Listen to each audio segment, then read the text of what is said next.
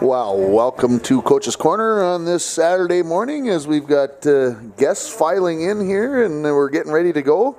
So I got to make sure I've got everything patted away. Here, guys, have some free breakfast. Will do. Thanks for being here, and let's talk about the Little Fork Big Falls Vikings. They are the guests that are coming in. Let's start with their game last night. Will Heyer joining me here this morning. His first Coach's Corner. He's in the house. Yes, and in the house. The LBF football team, even their record last night at 2-2 with a 36-22 homecoming win over Lake of the Woods. LBF led 14-0 at the half, and while Jacob Pendergast, he had quite the night running the ball as he rushed for 236 yards and 4 touchdowns. And we're going to hear a little bit more from Will about that game because you were down there broadcasting it. And what do you see out of the Vikings? Well, it's interesting. The last 2 games that I've gone down there to do Little Fork Big Falls, it seemed like, I get there and I don't know much about the teams. It's one of those things where I need to see it to give it a little perception. And so the first game, this team comes in McGregor and they got a bigger squad, and same with the Lake of the Woods. But it seems that Little Fork Big Falls, they've just got the mojo and they know how to win. They know how to score. They've got 3 running backs that kind of all do a little bit different kind of things, which is good, which is really nice. And their offensive line, it does their job. So. Yeah. We got head coach Dave Westerman and a couple players. They'll be on in our third segment, so we'll have a chance to talk a lot about that game coming up. They face the Renshaw Wrens next Friday down in Renshaw, and they Wrens sit with a 1-3 record on the season. Bronco football also had their homecoming football game last night as they played the 4-0 GNK Titans. The Titans scored 2 touchdowns in the first quarter, 2 more in the second, 3 in the third as they defeated the Falls 44-0. Cody Helene was 14 for 31 and 175 yards passing, with Simon Palm leading the way in the reception department as he had 4 for 99 yards. The 0-4 Broncos travel to Northwoods next Friday to face the 1-3 Grizzlies. That will be the first ever meeting between the 2 schools, and Northwoods is on the schedule for next year and for 2020. As well. The Rainy River volleyball team was at home last night. They hosted the Northland Pioneers, and they lost in 3 sets, 25-18, 25-19, 25-13. And we're going to hear more about that match in our next segment as head coach Mel Millerburn and Kayla Klofstedt and maybe a few others might be here as well, and we'll talk to them in our next segment. The Fort Francis football team yesterday, they had their season opener at home, or their home opener in their third game of the season. They improved to 2-1, and that one loss was a forfeit because of a lack of players, but they beat Elmwood yesterday 14-8. I can tell you that Brady Meeks scored a first half TD. The quarterback for the Muskies put the TD in with a run and then added the 2-point conversion as they won 14-8. And isn't that a story? That's pretty interesting, I have to admit. And we'll have the Fort Francis Muskies offensive line is going to be here with me next week for Coach's Corner. So we'll see. We'll talk to the guys that really get the job done up front. Yeah, the guys in the trenches. They're the ones that do it all there. The Fort Francis girls basketball team was in action yesterday. They were up in Dryden for a tournament. They won game 1 59-28 over Kenora. Ellie Petznick led the way with 16 points. In game 2, a 58-26 win over St. Thomas Aquinas. Again, Ellie Petznick led the way. She had 14. And then in game 3, 76-42 over Ignace as Janessa Judson, Ellie Petznick, and Grace Petznick each had 14 points as the Muskies won the round robin tournament yesterday up in Dryden. The Fort Francis boys volleyball team is in Kenora for a 2-day tournament. They took 3rd place in their pool today. The playoffs are going on today. The Fort Francis Lakers got their season underway in the JHL last night, and they were facing the 2-time defending champions, the Dryden Ice Dogs up in Dryden, and Kurt Kopic got the winner in overtime, 43 seconds into overtime, as Fort Francis won 4-3. Brett Hockala, Chase Robideau lit the lamp in the second period, and Mackenzie Flett scored in the 3rd period for the Lakers. Matt Booth had a big night in goal for the Fort Francis Lakers as he stopped 41 of 44 shots. The Lakers are going to be in Hoyt Lakes tonight to face the Minnesota Iron Rangers at 7 o'clock. Local high school scores from last night. We mentioned the Broncos playing Northwoods next week. They lost to Cook County up in Grand Marais last night, 38-26. Duluth-Denfeld 19, Duluth East 6 in the Battle of Duluth. Barnum all over Mesabi East, shocked by this score. The disparity in it, 32-6. Bemidji 43, Moorhead 28. Buffalo 63, Andover 40. Are you kidding me, man? That's a local score. We don't know if that's confirmed yet, do we? That is a local score. I got it off two different sites. Two different sites? All right, so it happened. And it's a local score now because our good friend Will graduated from Andover, so I had to put that one out there because we discussed it last night. Ogilvy 48-8 over Carleton. That's a big shocker. Cromwell Wright 77, McGregor 22. Mora downs Crosby Ironton 37-16. Deer River 23, Hinkley Finlayson 8. Hermantown tied at 8 at halftime with Grand Rapids, 14-8 after the third quarter. Hermantown blows them away 34-8 with 20 points in the fourth quarter.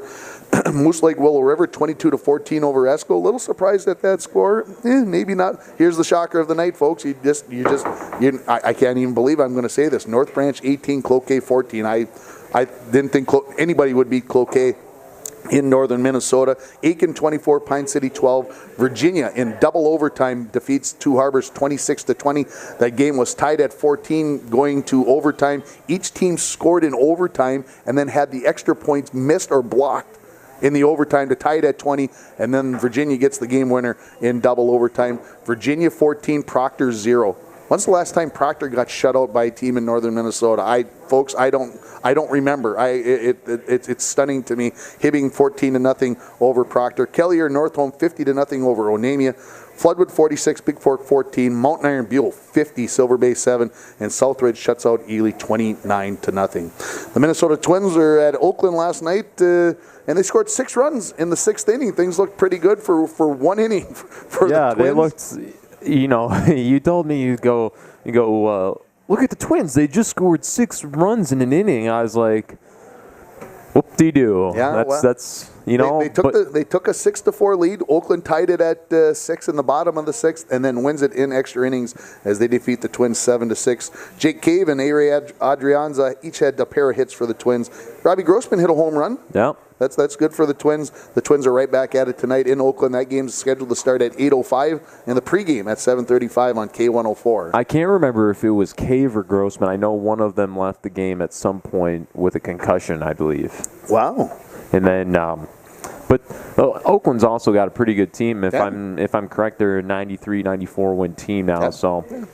Yeah, they're going to make the playoffs, so no doubt about that. What's going on locally today? Well, the girls swimming and diving team, their junior high invitational is today. The Shiverland Invitational diving got started just moments ago. The swimming starts at 11 o'clock. The Bronco bowling team has their first match of the season as they will be down in Grand Rapids for a noon start. The Rainy River volleyball team, they're going to be at home at noon, so we'll find out, get the scouting report on Central Lakes. That is who they are playing at noon. The Indus volleyball team is at the Northland Invitational all day long. I already mentioned the Fort Francis Lakers will be in action down in White Lakes at 7 o'clock tonight facing the Iron Rangers. The Fort Francis boys volleyball team will be finishing up their 2-day tournament in Kenora.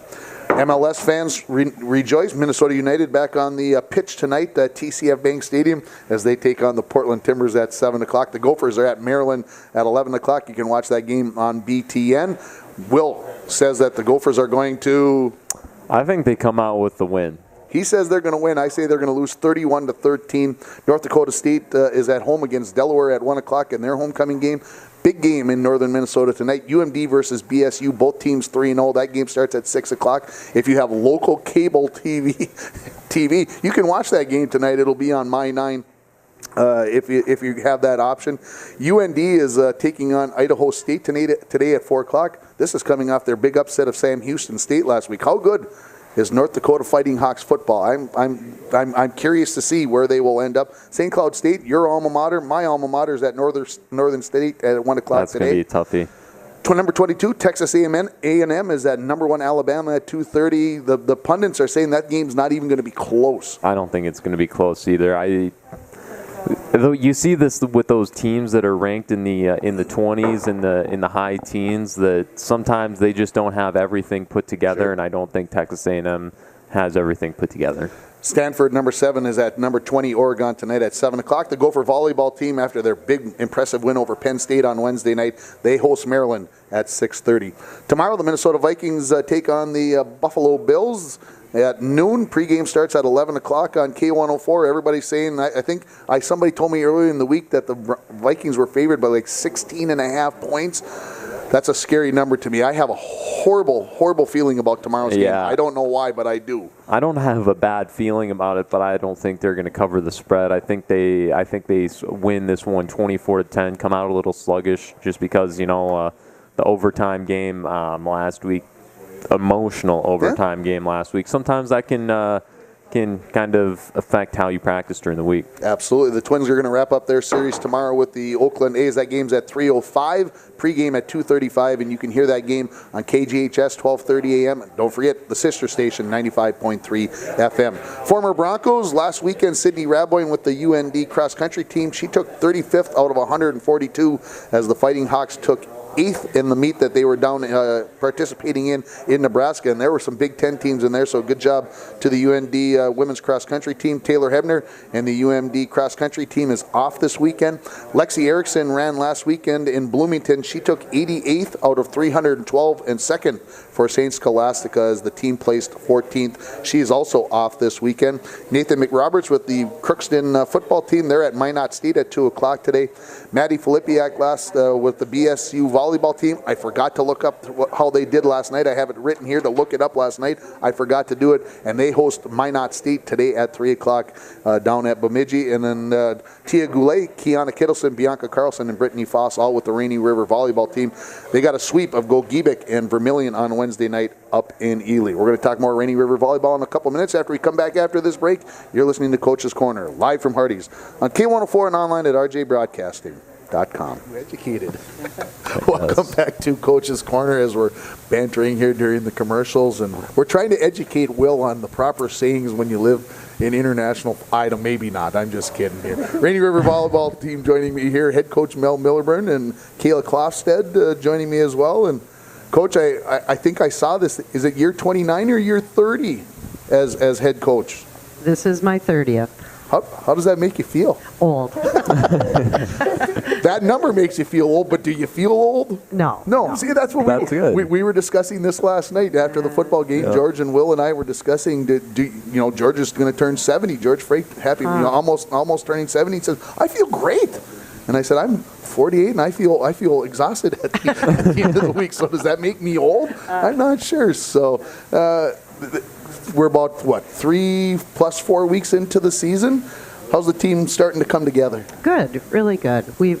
I feel like we've gelled real well. Had some tough matches, and we're right in every match. But like last night, we were right there, but kind of let it fizzle at the end. So we need to work on finishing.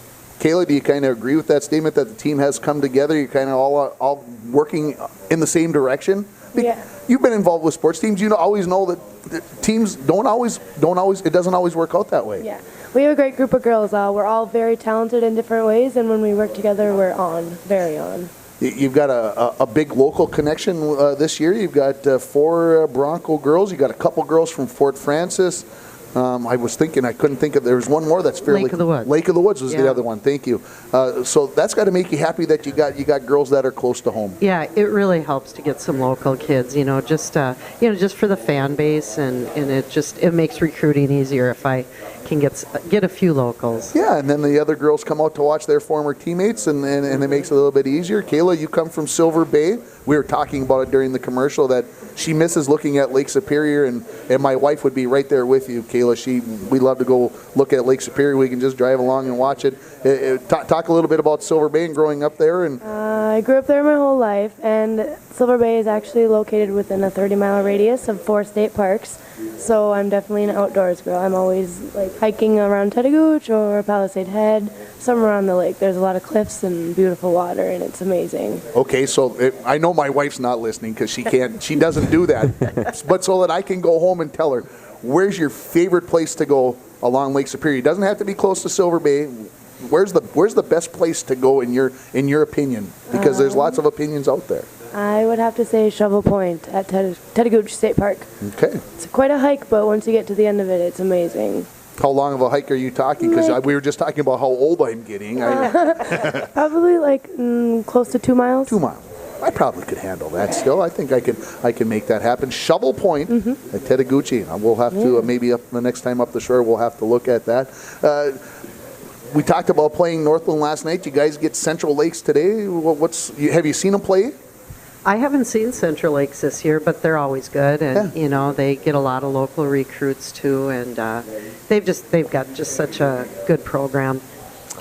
How good is Minnesota volleyball, coach, in the comparison of the nation? Because somebody out of this region is going to go to the national tournament. How good is the volleyball here compared to the national teams? Yeah, it's very good. And when we go to the national tournament, hang on one sec.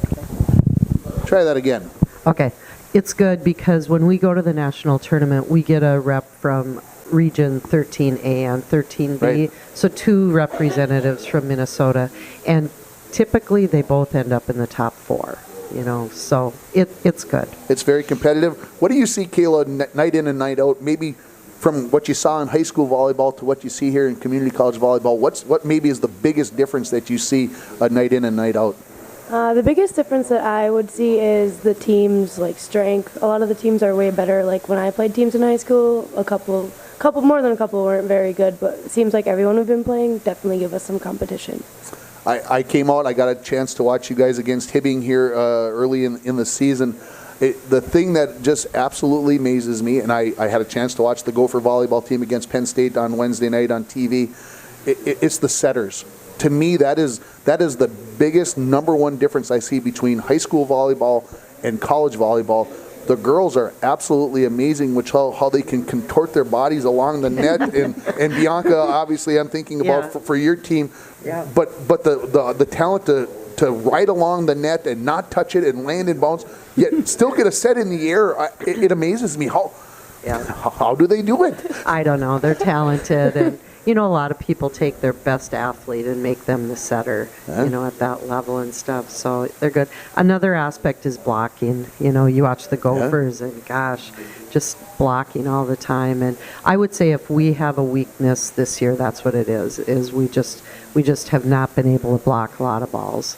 Is it, and I'm searching, is it because maybe you're not as tall as maybe you've been in the past, or is it because it's something that you need getting the girls to work together? Is that the issue? It's timing. Timing. Height definitely helps, but just the timing to know when to jump and where to place your body against the hitter. Okay, so for somebody who doesn't play volleyball, Kayla, how do you get better? How do you get better at that timing of is there a point?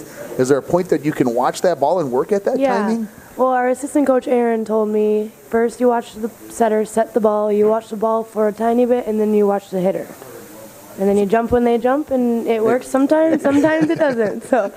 And the hand placement, I'm going to get into the technicals this morning because I want to learn about this.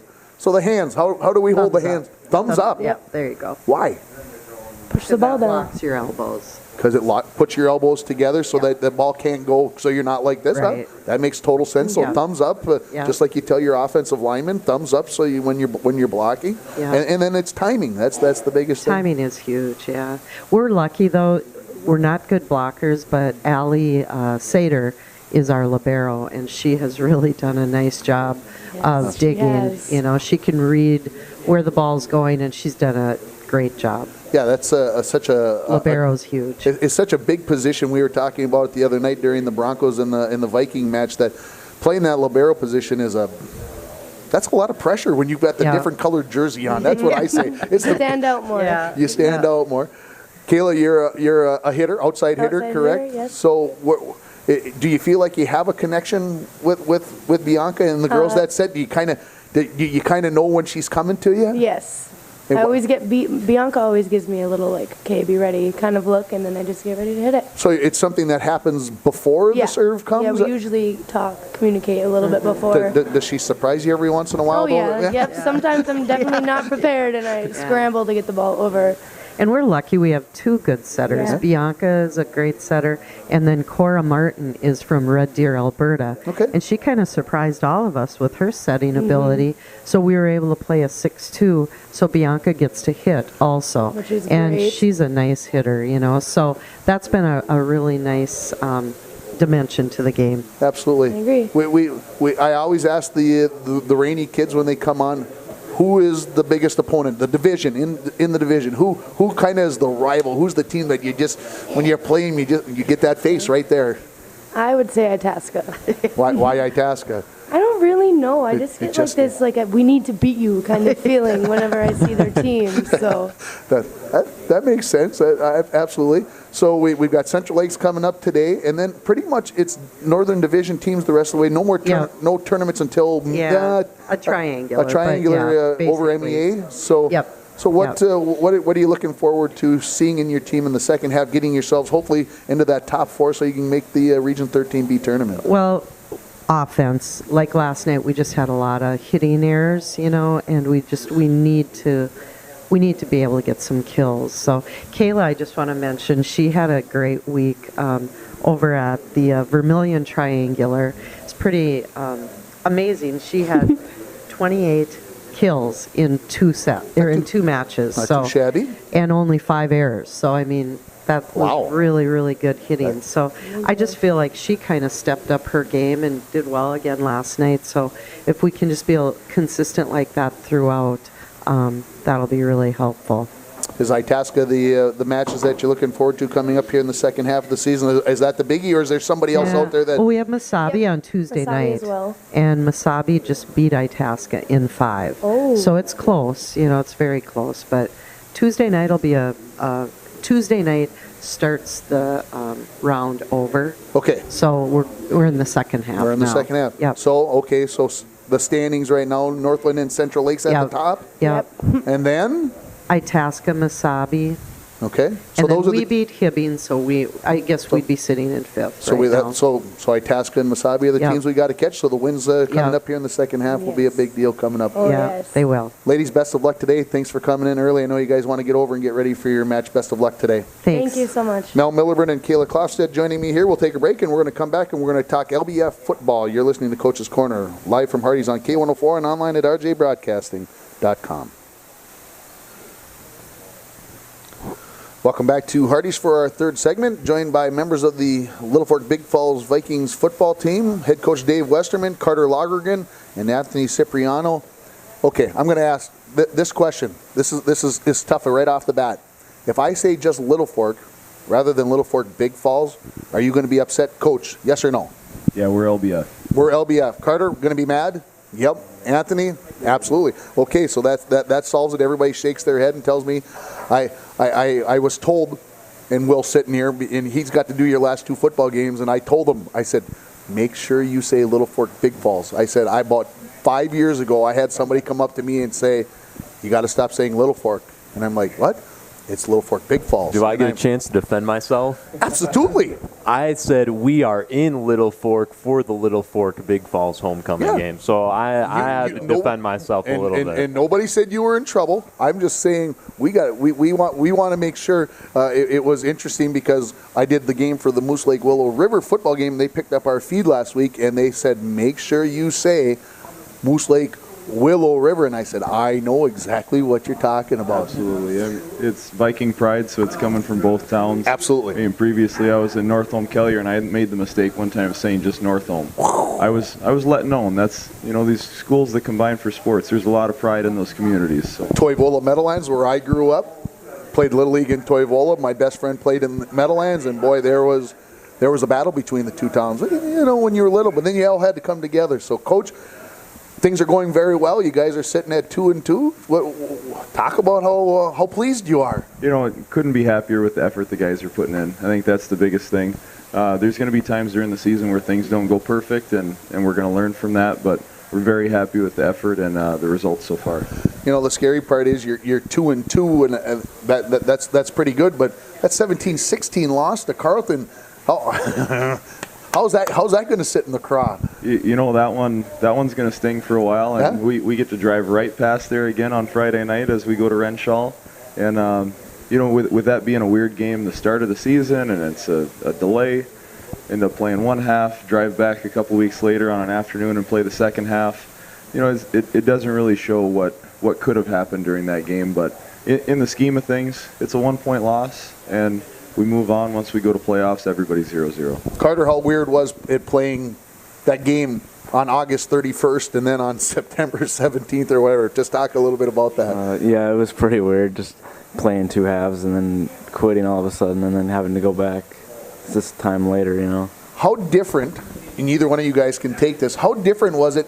You played them, like I said, on August 31st. How different was the change? How did the teams changed? I mean, because you get better over a 2-week period. I mean, you guys had gotten better, they gotten better. So it's kind of like two different 24-minute games. What did you maybe, Anthony, see was the difference between them, how they had changed maybe over that 2.5-week period? There was a lot of different energy, and we were a lot more disciplined as the second game came around. But, Sure. Yeah. Yeah, Coach, what did you did you see from a coaching aspect that was different about the two teams? You know, there was different personnel. Yeah. We had one of our backs go down in that Friday night game against McGregor, so we didn't have him for that game. They also had some injuries on the sideline and had a different quarterback. And actually, I think the second string quarterback really helped him. He was a little bit quicker and weren't able to scout for that. So that was something that changed up a little bit. And coming off of a Friday night game, pretty tough to get in for practice over the weekend. Huh? So we decided to rest up and do some game film. And we had a 3-hour drive to talk about the game plan. So Absolutely. Look at this nice bruise right here. Don't you want to just like... Yeah, well, I was seeing Anthony coming in here limping. You got the big bruise. It was a battle last Carter night. Lagergren's got those nice bruises on the arms. That tells me that he's hitting out there. Is he a hitter, Coach? Absolutely. You know, we're going picks to pecks this year, and we're going to have some bruises on the arms. And actually, during breakfast this morning, he said it's weird because that big one doesn't even hurt. Yeah, it's kind of funny that way. Talk about last night's game, Carter. What went well for the Vikings in the 36-22 win over Lake of the Woods? I thought we got our blocks pretty good on offense, and we just were pushing the ball to start the game, and then on defense we were making some stops and stuff like that. Anthony, did you see something different on your where you were from? You shook your head that you agreed with what Carter was saying. Did you see something different? No, we just got our blocks, and we just followed the game plan and stayed disciplined and did what we did best.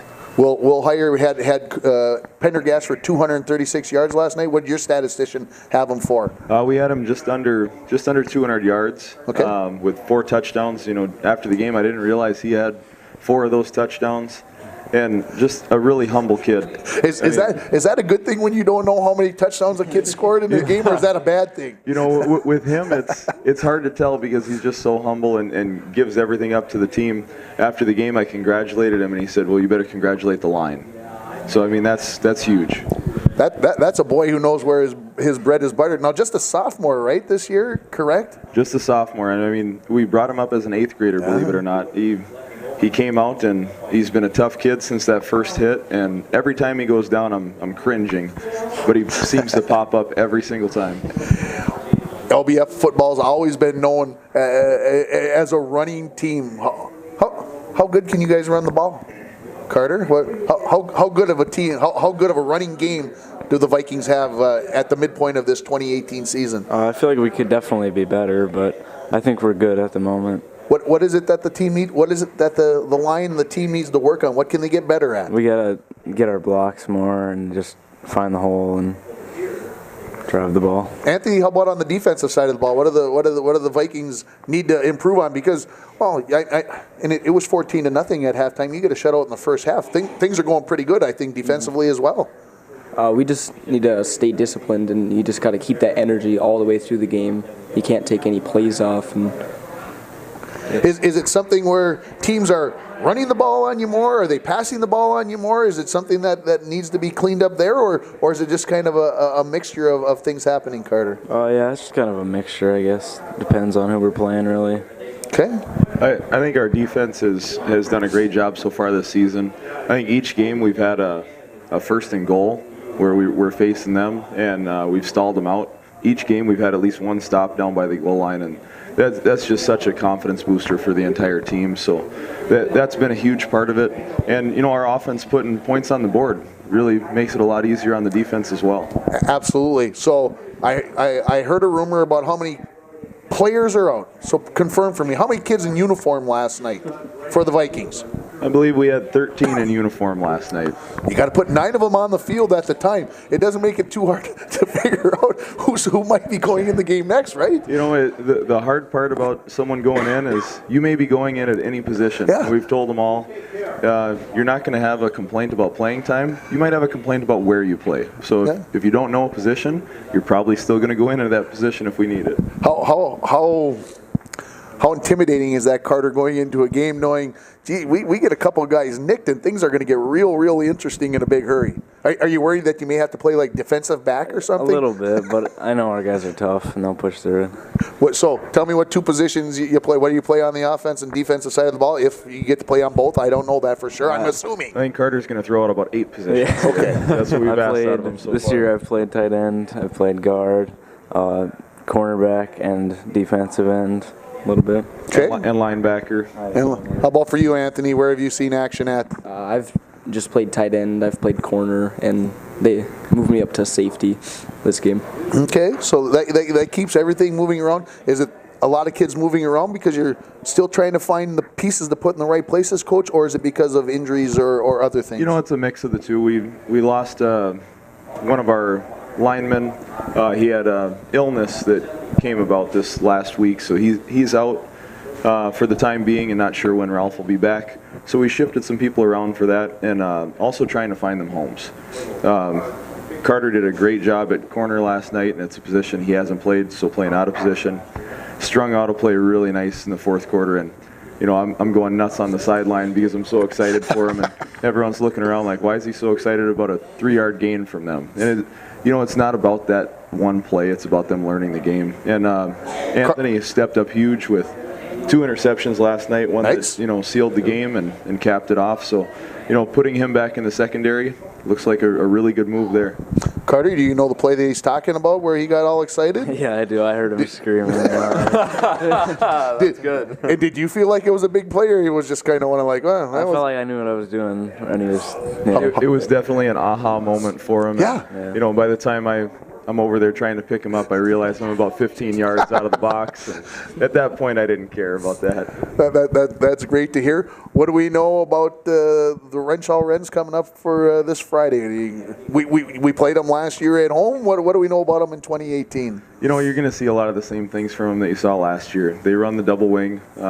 There's a lot of motion going on in the backfield, trying to put some backfield action in there and confuse our linebackers.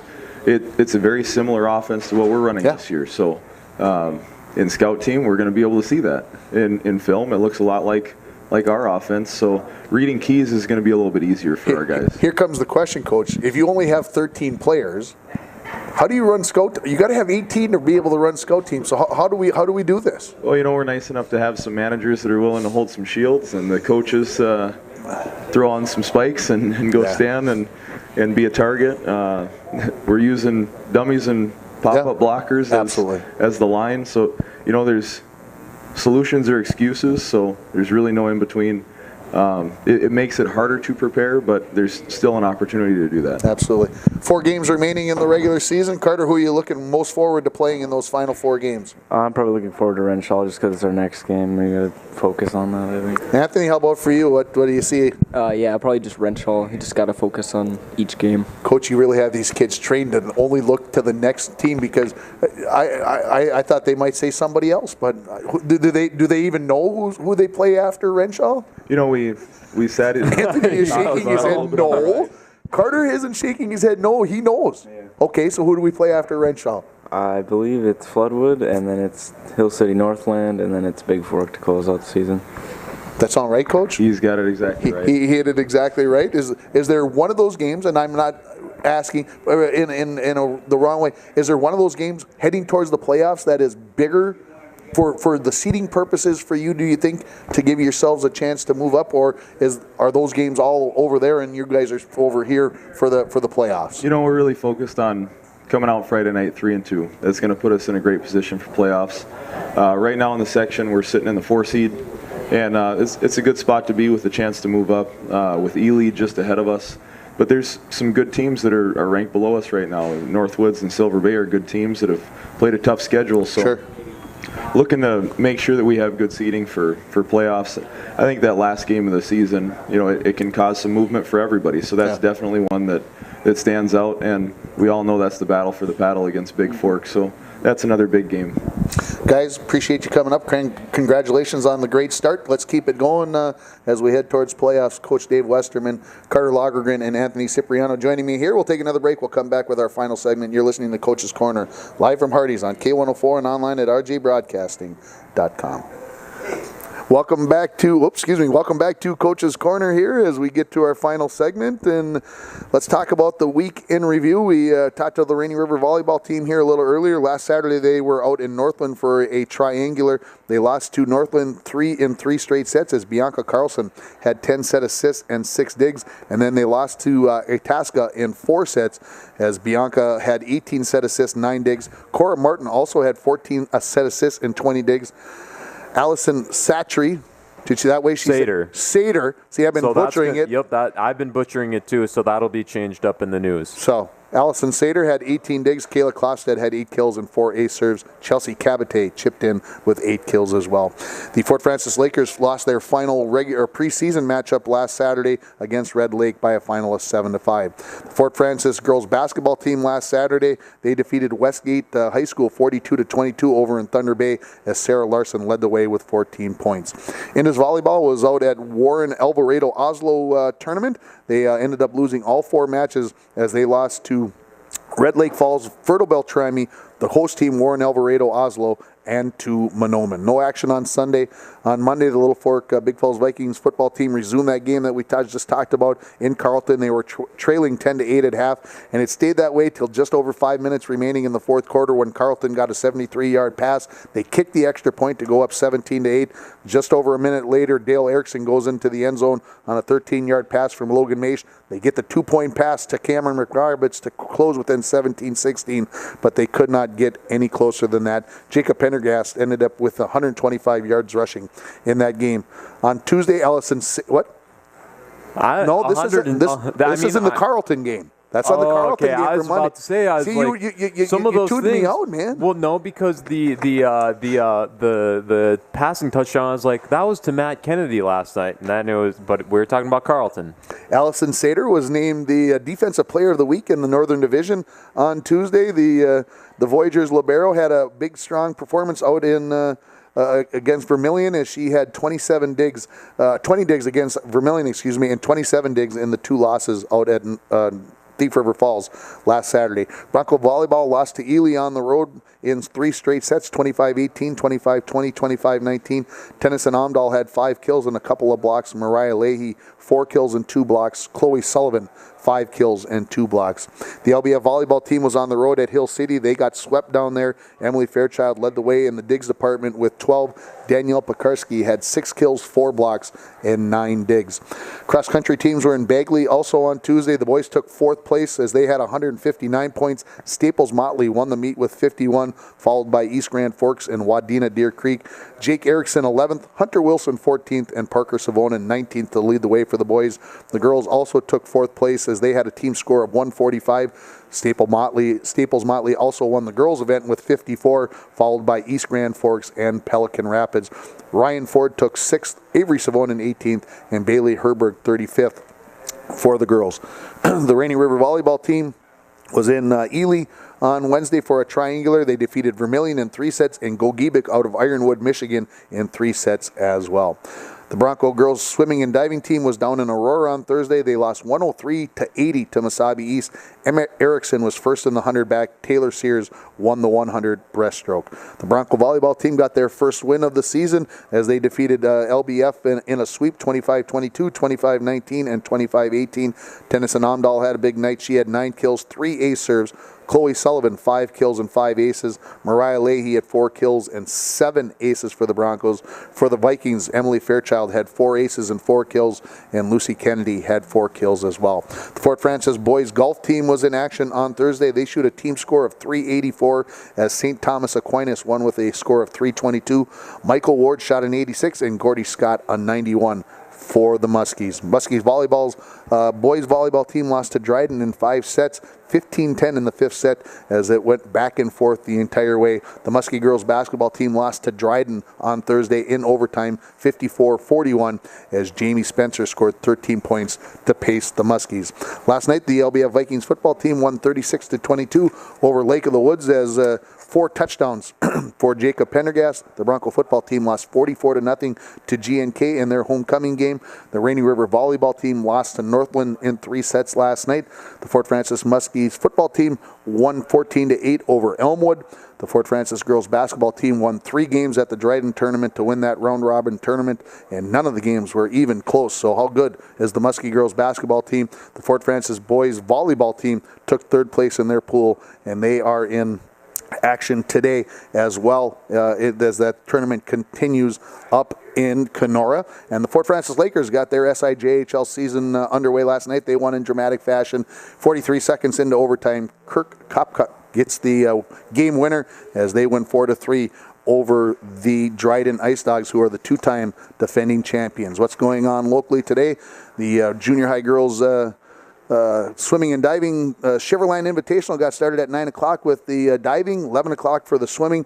The Bronco bowling team is down in Grand Rapids for a noon tournament.